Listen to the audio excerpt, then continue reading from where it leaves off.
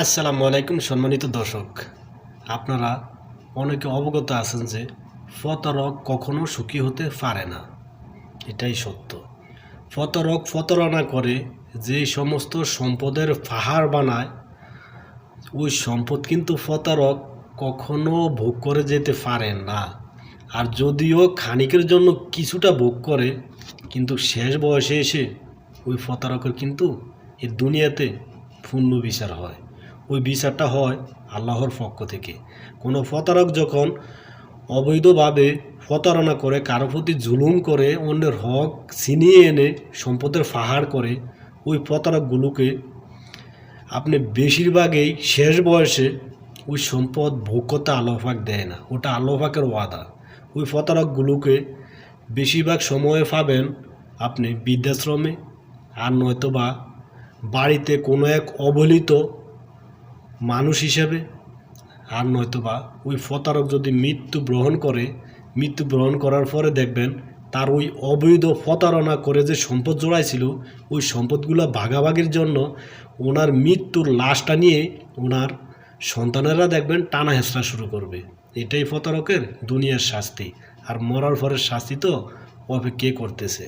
তাহলে আপনি প্রতারণা করে হারামভাবে মানুষকে ঠকিয়ে, মানুষে বিশ্বাস করে আপনাকে কোনো একটা কিছু করতে দিয়েছে, ওইখানে প্রতারণা করে বিশ্বাস নষ্ট করে আপনি যে সম্পদ জোড়ালেন, ওই সম্পদ আপনাকে কোন জায়গায় নিয়ে গেল চিন্তা করে দেখবেন। তাই আমি বলবো প্রত্যেকটা মানুষের এটা বোঝা উচিত যে আমি প্রতারণা করে যে সম্পদ জোড়াবো, ওই সম্পদ কিন্তু আমি ভোগ করতে পারবো না। ওই সম্পদ আমাকে দুনিয়া থেকেই অপমানি করে তারপরে বিদায় করবে। আর মরার পরে তো আমার হিসাব কত রকমে যে দিতে হবে সেটা আল্লাহ পাক ভালো জানেন। আসলে আমরা সবাই জানি যে প্রতারণা করে ইনকাম করে যে সম্পদ মানুষ জোড়ায়, ওই মানুষ সুখী হতে পারে না ভাই। যে মানুষ ভ্যান গাড়ি চালিয়ে, রিক্সা চালিয়ে ভাত খায়, আমি মনে করি ওই মানুষ সুখে আছে, অনেক সুখে আছে। যে ওই মানুষগুলার কোনো বাইরের টেনশন নাই। কোনো একটা সময় কিন্তু প্রতারক অনুতপ্ত হয়ে যায়, যখন গায়ে জোর কমে যায় তখন কিন্তু অনুতপ্ত হয়। ওই সময় অনুতপ্ত হলে আর কোনো লাভ নেই। আর ওই রিক্সার ড্রাইভার, ভ্যান চালক, দিন মজুর, ওনার অনুতপ্ত হওয়ার কোনো কারণ নেই। আর এই দুনিয়াতে অনেক সময় অনেক জায়গায় পুরানো কবরস্থান খুঁড়লে দেখবেন এরকম অরহ ঘটনা ঘটেছে যে মানুষের লাশ এখনও তাজা আছে। আর এটা আল্লাহ পাক বলেছেন, কোনো ফরজগার মানুষ যদি মারা যায় তার লাশ কিন্তু মাটি ছোঁয় না। কোনো শহীদ হলে মানুষ তার লাশ কিন্তু মাটি ছোঁয় না। শহীদদেরকে আল্লাহ পাক মাটির নিচে, কবরের নিচে খাওয়ানোর ব্যবস্থা রেখেছেন। এটা আমরা অনেকে জানি। মুসলমান জাতি যারা আছে, এটা মানুষের মুখের কথা না, আল্লাহর রসুলের কথা। তাহলে আপনি এই দুনিয়াতে কেন, কোন কারণে আপনি অন্যকে ঠকানোর চেষ্টা করেন সর্বদাই, অন্যের সাথে প্রতারণা করার চেষ্টা করেন সর্বদাই? আপনি যেটা হালাল ইনকাম সেটা করেন, দেখবেন আপনি এই দুনিয়াতে সম্মানিত হবেন, মরার পরেও আপনাকে সম্মানিত করবেন আল্লাহ পাক। এটা আল্লাহ পাকের ওয়াদা। তাহলে আপনি কেন ভাই এই প্রতারণা জাল ফেতে আপনি বাঁচবেন কয়দিন এই দুনিয়াতে? এত নাটক সাজান, মুখে বলেন একরকম, অন্তরে করেন আরেক রকম। আমি নামাজের বিছানায় বসে হাদিয়া খাওয়ার লোকও দেখেছি। নামাজের বিছানায় বসে সালাম ফিরিয়ে বলে টাকা দাও।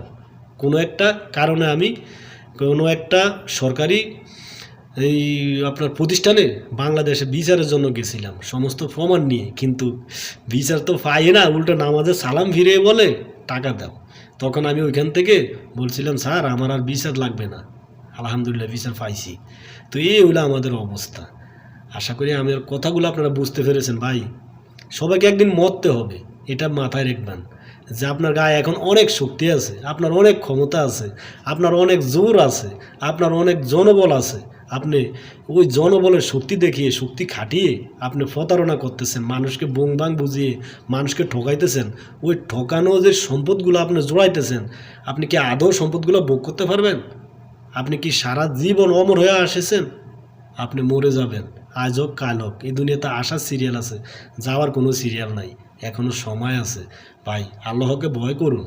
মরতে হবে, হিসাব দিতে হবে, ওটা খুব ভালো করে জানেন। জেনেও কেন এই প্রতারণা বন্ধ করতে পারেন না? আপনার লোভে আপনাকে ধ্বংস করে দিতেছে, আপনি মাথায় রাখেন না। মাথায় আসবে, হুঁশ আসবে, যখন আসবে তখন আর কোনো লাভ হবে না। আর যখন গায়ের জোর কমে যাবে, বৃদ্ধ হয়ে যাবেন, বিছনা পড়ে যাবেন, তখন শুয়ে শুয়ে ভাববেন যে আমি কোন দিন কার ফাঁসায় খুঁড়ে দিয়েছিলাম। ওই সময় আর মাপ চাওয়ার ক্ষমতাও থাকবে না। আর আল্লাহ পাক বলেছেন, যার ফাঁসা খুঁড়ে দিয়েছিলে তার কাছ থেকে ক্ষমা নিবা, আমি কিন্তু ক্ষমা করতে পারবো না। তখন আপনি যার ফাঁসা খুঁড়ে দিয়েছিলেন ওই লোকটা হয়তো বা দুনিয়াতে বেশি নাও থাকতে পারে, কার কাছ থেকে ক্ষমা চাবেন? ক্ষমা চাওয়ার কোনো সুযোগ থাকবে না। এখনও সময় আছে, আল্লাহর পথে আসেন, আল্লাহর দিনে আসেন। দৈনিক অন্তত পক্ষে একটা করে ভালো কাজ করুন। আপনি যতদিন হয়াতে বেশি থাকবেন, লাস্ট পর্যন্ত হিসাব করলে দেখা যাবে আপনার জীবনে অনেক নেক আমল হয়ে যাবে। আপনি একটা তো নেক আমল করেনই না, বরং আরও দৈনিক হাজার হাজার সিটারি, বাটফারি, মিথ্যাবাদী, আরেকজনকে ঠকানো, আরেকজনের নামে মিথ্যা সাক্ষী দিয়ে আরেকজনকে ফাঁসিয়ে দেওয়া, এগুলো করতেছেন। ভাই, সারতে পারবেন না আল্লাহর কাঠগড়া থেকে, মরতে হবে, মনে রাখবেন।